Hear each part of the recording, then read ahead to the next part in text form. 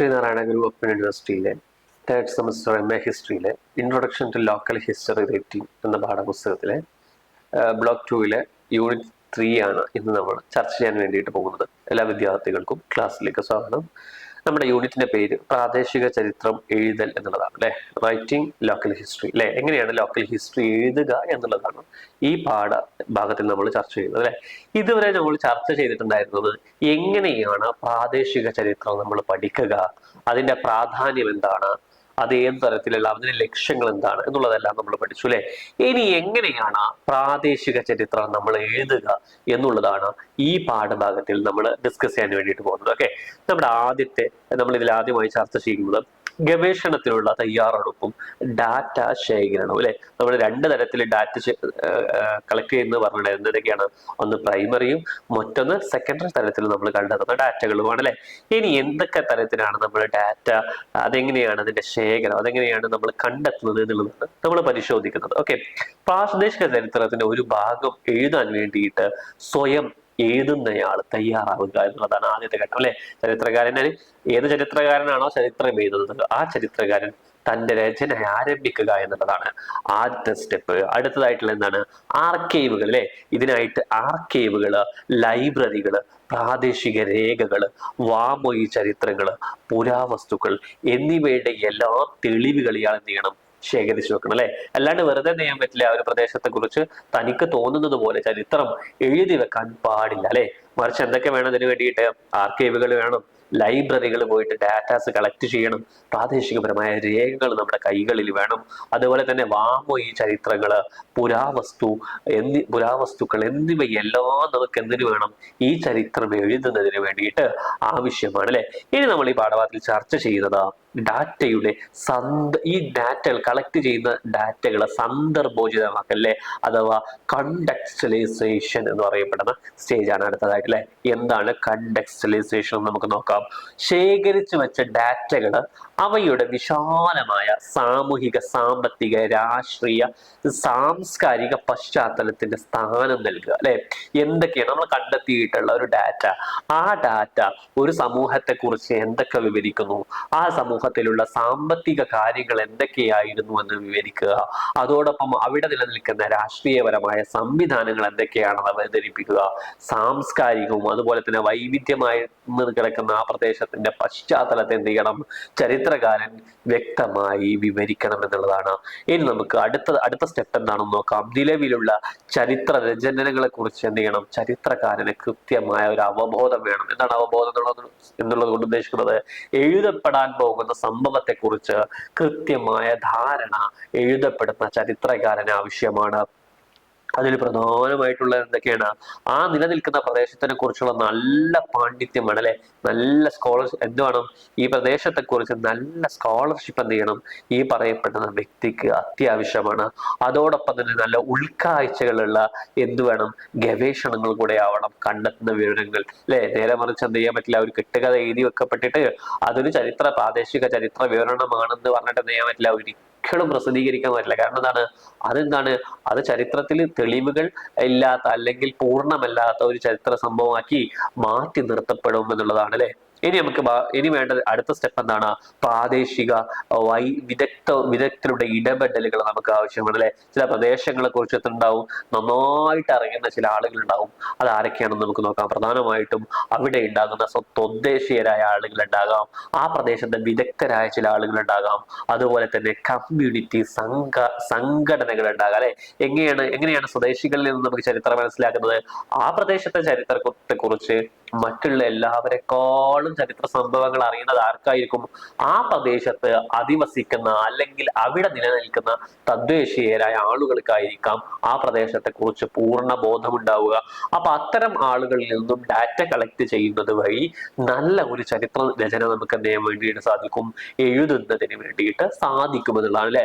പിന്നീടുള്ള ഘടകം എന്താണ്, വിദഗ്ധരായ ചില ആളുകൾ ഉണ്ടാവും അല്ലെ, ആ പ്രദേശത്തെ കുറിച്ച് നമുക്ക് മുമ്പ് അല്ലെങ്കിൽ എഴുതി വെക്കപ്പെടുന്ന ചരിത്രകാരന്റെ മുമ്പ് തന്നെ ആ പ്രദേശത്തെ കുറിച്ച് ചരിത്ര ബോധമുള്ള മറ്റ് വിദഗ്ധരായ ഒരുപാട് ആളുകൾ ഉണ്ടാകാം അല്ലെ. അതുപോലെ തന്നെ ചില രേഖകൾ സൂക്ഷിച്ചു വെക്കുന്ന ചില ആളുകൾ ഉണ്ടാകാം. ഇവരിൽ നിന്നെല്ലാം ഇത്തരത്തിൽ വിദഗ്ധരായ ആളുകളിൽ നിന്നും ഡാറ്റ കളക്ട് ചെയ്ത് ആ പ്രദേശത്തിന്റെ ചരിത്രം നമ്മൾ എഴുതുന്ന സമയത്ത് അത് ആളുകൾക്ക് കൂടുതൽ എന്താകാം, ആളുകൾക്ക് കൂടുതൽ ഉൾക്കൊള്ളാൻ കഴിയുന്ന ഒരു സംഭവമായിട്ട് മാറാം. അതുപോലെ തന്നെ കമ്മ്യൂണിറ്റി സംഘടനകൾ അല്ലെ, ഈ സംഘടനകളിൽ എന്തുണ്ടാകാം, ആ നാടിന്റെ ചരിത്രം എന്താണെന്നുള്ള ഒരു ദീർഘവീക്ഷണം എന്തുണ്ടാകാം ഈ പറയപ്പെടുന്ന സംഘടനകളുടെ കയ്യിലുണ്ടാവും. അപ്പൊ എന്ത് ചെയ്യും, ആ പ്രദേശത്തിന്റെ ചരിത്രങ്ങൾ നമുക്ക് രേഖപ്പെടുത്തുന്നതിനും അത് പൂർണ്ണമായ ഒരു ചരിത്രമാക്കി മാറ്റുന്നതിന് വേണ്ടിയിട്ട് സാധിക്കും എന്നുള്ളതാണ്. ഇനി നമുക്ക് ഈ പാഠഭാഗത്തിൽ ചർച്ച ചെയ്യാനുള്ള അടുത്ത ഘടകം എന്നുള്ളത് തെളിവുകളുടെ വിമർശനാത്മക വിശകലനം അല്ലെ. നമ്മൾ എപ്പോഴും ഏതൊരു സാധനത്തെയും ക്രിറ്റിക്കൽ അനാലിസിസ് എന്ന് പറയപ്പെടുന്നത് അതിന്റെ വലിയൊരു ഘടകമാണ് അല്ലെ. എന്താണ് ക്രിറ്റിക്കൽ അനാലിസിസ് എന്നുള്ളത് നമുക്ക് നോക്കാം. പ്രധാനമായിട്ടും ഈ എഴുതി വെക്കപ്പെടുന്ന ഈ ചരിത്ര സംഭവം അത് ആധികാരികമാവണം, അതോടൊപ്പം തന്നെ അത് വിശ്വാസയോഗ്യമായ പക്ഷാപാത സാധ്യതകൾ ഇല്ലാത്ത ഒരു ചരിത്ര സംഭവമാണ് അല്ലെ. അല്ലാണ്ട് എന്ത് ചെയ്യാൻ പറ്റില്ല, എഴുതി വെക്കപ്പെടുന്ന ചരിത്ര സംഭവങ്ങൾ യാതൊരു ആധികാരികതയും അതോടൊപ്പം തന്നെ ഒരു തരത്തിലും വിശ്വാസയോഗ്യമല്ലാത്ത അവിശ്വാസമായ അതോടൊപ്പം തന്നെ എന്തോ ഒരു കാര്യത്തോട് പക്ഷാപാതം കാണിക്കുന്ന ചരിത്ര രചനയാവരുത്, അല്ലെങ്കിൽ എഴുതി വെക്കപ്പെടുന്ന ചരിത്രകാരൻ അത്തരത്തിലാവരുത് എന്ത് ചെയ്യുന്നത്, തന്റെ ചരിത്ര രചന തയ്യാറാക്കേണ്ടത്. അപ്പൊ എന്താവും, ഇത്തരത്തിൽ എഴുതുന്ന ചരിത്ര രചനകളെല്ലാം ചെയ്യും അപൂർണമായ ചരിത്ര സംഭവങ്ങളായി മാറ്റി നിർത്തപ്പെടുമെന്നുള്ളതാണ്. അടുത്ത ഘടകം എന്നുള്ളത് ഡാറ്റയുടെ വ്യാഖ്യാനവും സമന്വയവും എന്നുള്ളതാണ്. എന്താണ് ഡാറ്റയുടെ വ്യാഖ്യാനവും സമന്വയവും എന്നുള്ളത് കൊണ്ട് ഉദ്ദേശിക്കുന്നത്, ഇതിന്റെ ഇന്റർപ്രിട്ടേഷൻ ആൻഡ് സിന്തസിസ് എന്നുള്ളതാണ് അല്ലെ. ഇതിൽ പ്രധാനമായിട്ടുള്ള ഘടകങ്ങൾ എന്തൊക്കെയാണ്, ഭൂതകാലത്തിന്റെ ചില ശകലങ്ങൾ ഒരുമിച്ച് ചേർന്ന് പഴയ കാലത്ത് ഒരുപാട് കാര്യങ്ങളെ ഒന്നിച്ചു ചേർത്തുകൊണ്ട് പ്രേക്ഷകരുമായി എന്ത് ചെയ്യണം, പ്രതിധ്വനിക്കുന്നതുമായ ചില സാധനങ്ങളാണ്. അതായത് കട്ടിയുള്ള വാക്കാണെങ്കിൽ ഇവിടെ സിമ്പിൾ ആയിട്ട് നമ്മൾ പറയുകയാണെങ്കിൽ എഴുതി വെക്കപ്പെടുന്ന ചരിത്ര സംഭവങ്ങൾ എല്ലാവർക്കും ഉൾക്കൊള്ളാൻ കഴിയുന്നതും എന്നാൽ ആളുകൾക്ക് ഇത് കാണുന്ന സമയത്ത് ഇത് സത്യസന്ധമാണ് എന്ന് മനസ്സിലാക്കുന്ന തരത്തിലുമുള്ള ഒരു അറേഞ്ച്മെന്റ്സ് ആയിരിക്കണം നമ്മൾ എന്ത് ചെയ്യേണ്ടത്, ഈ ഇന്റർപ്രിട്ടേഷൻ ആൻഡ് സിന്തസിസ് എന്ന് പറയുന്ന ഭാഗത്ത് പ്രധാനമായിട്ടും എഴുതി ചേർക്കപ്പെടേണ്ടത്. ഓക്കെ, ഇനി അടുത്ത സ്റ്റെപ്പിൽ പറയപ്പെടുന്നത് അറിയപ്പെടുന്നതിൽ നിന്ന് അജ്ഞാതയിലേക്കുള്ള ഡാറ്റ ഓർഗനൈസേഷൻ എന്നുള്ളൊരു ഭാഗമാണ് അല്ലെ. ചില സംഭവങ്ങൾ നമ്മൾ എന്ത് ചെയ്യും, രണ്ട് തരത്തിൽ നമുക്ക് ഒരു കാര്യത്തെ വിവരിക്കാൻ കഴിയും. ഒന്ന് നമുക്ക് എന്തായിരിക്കും, ഒന്ന് അറിയപ്പെടുന്നതായിരിക്കും, മറ്റൊന്ന് അത് ഒരു തരത്തിലും അജ്ഞാതമായി കിടക്കുന്ന ചില സംഭവങ്ങളായിരിക്കും. എന്താണ്, ഒരു ഉദാഹരണ സഹിതം നമുക്ക് നോക്കാം. പ്രധാനമായിട്ടും സ്ഥാപിതമായതും ആധികാരികമായതും അല്ലെ. അതായത് ഒരു സംഭവം ഉണ്ട്, അത് നമുക്ക് അതിനെ ആധികാരികമായിട്ട് പറയാൻ കഴിയും അല്ലെ. ഉദാഹരണം, നമ്മുടെ നാട്ടിലൊരു പള്ളിയുണ്ട്, ഒരു അമ്പലമുണ്ട്, അതിനെ നമുക്ക് ആധികാരികമായിട്ട് പറയാൻ സാധിക്കും. അതിന്റെ പഴക്കം ഇത്രയാണ്, അവിടെ നിലനിൽക്കുന്ന ആചാരങ്ങൾ ഇതൊക്കെയാണ്, അവിടെ നമ്മൾ തലമുറകളായി തുടർന്നു വരുന്ന സംവിധാനങ്ങൾ ഇതൊക്കെയാണെന്ന് എന്ത് ചെയ്യാൻ കഴിയും, ആധികാരികമായിട്ട് നമുക്ക് പറയാൻ സാധിക്കും. ഇനി അജ്ഞാതമായത് എന്നുള്ളത് കൊണ്ട് ഉദ്ദേശം എന്താണ്, അതിന്റെ സ്രോതസ്സുകൾ ആരംഭിച്ച് വ്യാഖ്യാനങ്ങളിലേക്ക്, വെറും വ്യാഖ്യാനങ്ങൾ മാത്രമായിരിക്കും അല്ലെ. അവിടെ പണ്ടെന്തുണ്ടായിരുന്നു, ഒരു കുളമുണ്ടായിരുന്നു, കുളത്തിൽ കുറെ ആളുകൾ വന്ന് കുളിക്കാറുണ്ടായിരുന്നു, വെള്ള ജലസംഭരണി ഉണ്ടായിരുന്നു എന്നെല്ലാം വ്യാഖ്യാനിക്കുന്ന അജ്ഞാതമായ ചില സംഭവ വികാസങ്ങൾ ഉണ്ടാകാം.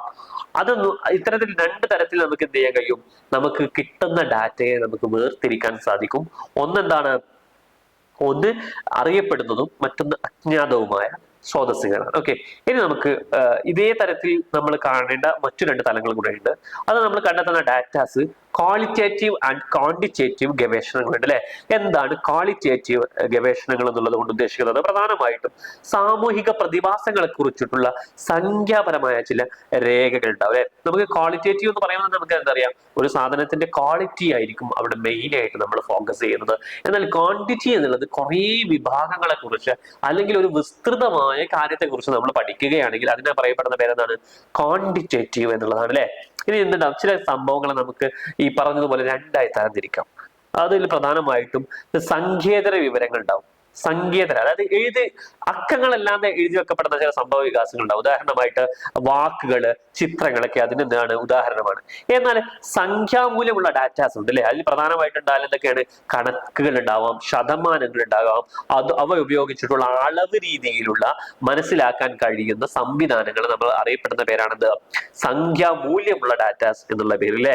ഇനി നമുക്ക് ഈ പാഠഭാഗത്തിൽ അടുത്തതായിട്ട് ചർച്ച ചെയ്യാനുള്ളത് പ്രാദേശിക ദ്വിതീയ സ്രോതസ്സുകളുടെ ഉപയോഗം. എന്താണ് ദ്വിതീയ സ്രോതസ്സുകൾ? നമ്മൾ പറഞ്ഞിട്ടുണ്ടായിരുന്നു എന്താണ് സെക്കൻഡറി സ്രോതസ്സുകൾ. എന്തൊക്കെയാണ് സെക്കൻഡറി സ്രോതസ്സുകൾ? പ്രധാനമായിട്ടും കത്തുകൾ, ഡയറികളൊക്കെ എന്തൊരു ഉദാഹരണമാണ്, പ്രാദേശിക സ്രോതസ്സുകളും. എന്നാൽ സെക്കൻഡറി സോഴ്സസ് എന്നുള്ളത് കൊണ്ട് അർത്ഥമാകുന്നത് പ്രധാനമായിട്ടും ചില സ്രോതസ്സുകളുടെ വ്യാഖ്യാനങ്ങളോ വിശകലനങ്ങളോ ആയ ദ്വിതീയ സ്രോതസ്സുകൾ എന്ത് ചെയ്യും, ഈ ദ്വിതീയ സ്രോതസ്സുകൾക്ക് ഉദാഹരണമാണ്. അതായത് പ്രൈമറി ഡാറ്റാസ് എന്നുള്ളത് കൊണ്ട് ഉദ്ദേശിക്കുന്നത് നേരിട്ട് നമ്മൾ കണ്ടെത്തുന്നത്, ദ്വിതീയ സ്രോതസ്സുകൾ എന്നുള്ളത് കൊണ്ട് ഉദ്ദേശിക്കുന്നത് നമ്മൾ മറ്റിടങ്ങളിൽ നിന്നും അതിനിടയിൽ ഒരാൾ നിലനിൽക്കുന്ന സംവിധാനത്തിൽ നമ്മൾ അറിയപ്പെടുന്ന പേരാണെന്ത്, സെക്കൻഡറി സ്രോതസ്സുകൾ എന്നുള്ളത് കൊണ്ട് അർത്ഥമാക്കുന്നത്. ഉദാഹരണമായിട്ട് ഒരാളുടെ ഇന്റർവ്യൂ ചെയ്യുകയാണെങ്കിൽ അതെന്താണ്, അത് പ്രൈമറി സോഴ്സുകളാണ് അല്ലെ. ഇനി നേരെ മറിച്ച് കത്തുകള്, അതുപോലെ തന്നെ ഡയറികളൊക്കെ എന്തൊരു ഉദാഹരണമാണ്, ഇത്തരത്തിലുള്ള സെക്കൻഡറി സ്രോതസ്സുകൾക്ക് ഉദാഹരണമാണ്. ഇനി